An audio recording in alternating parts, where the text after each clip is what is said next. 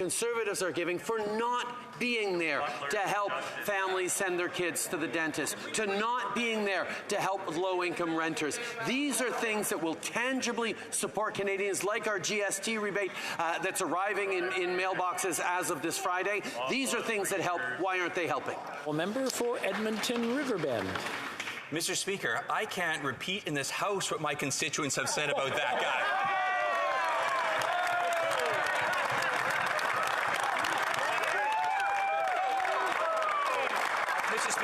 These families are in their darkest hours. And now even future Liberal leader Mark Carney has stated, and I quote, "It's not all imported inflation. In fact, most of it is now domestically generated inflation." That's how out of touch this Prime Minister actually is, Mr. Speaker. So will he stop his inflationary spending and stop raising taxes? Yeah! The Right Honourable Prime Minister. Mr. Speaker, we will not stop ensuring that low-income families get extra help with the with their rental costs. We will not prevent Canadians from sending their kids to the dentist when they couldn't afford it before. These are measures we're putting forward that will help in a meaningful way millions of families across the country, and yet Conservative politicians continue to stand against rental and dental support for Canadians.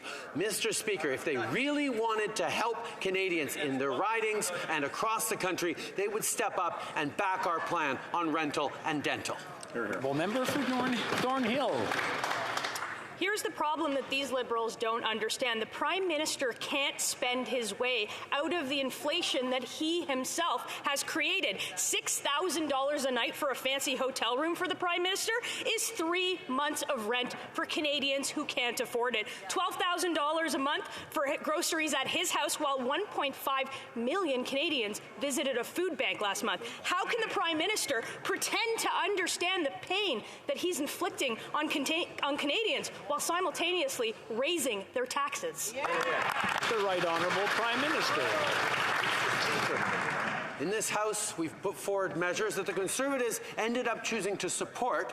That's good on them, to deliver GST rebates to Canadians that'll start landing this Friday.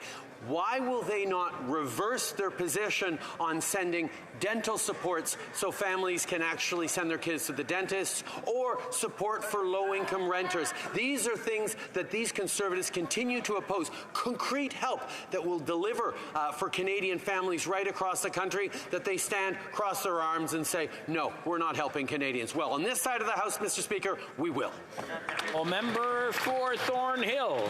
The Prime Minister is raising taxes on seniors trying to heat their home. He's raising taxes on families trying to buy groceries because he gave his Liberal buddy $250 million for ventilators that we didn't use, because he spent $54 million on an app we didn't need, that didn't work, that should have cost $250,000 and could have been built in a weekend.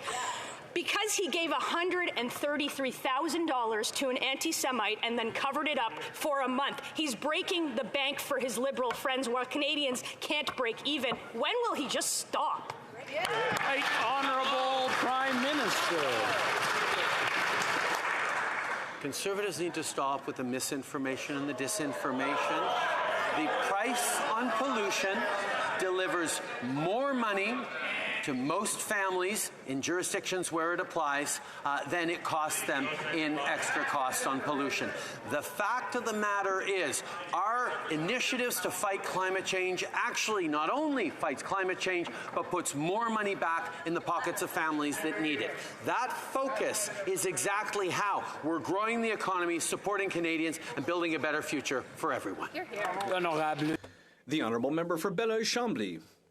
I'm wondering, Mr. Speaker, why the Prime Minister thinks that he's nicer, more competent than Quebec. Is it because of the 1982 Constitution? Is it because of the fiscal imbalance? Is it because of the power to spend? It seems like he's telling Quebecers that they're not good enough and that him and his buddies, they're better.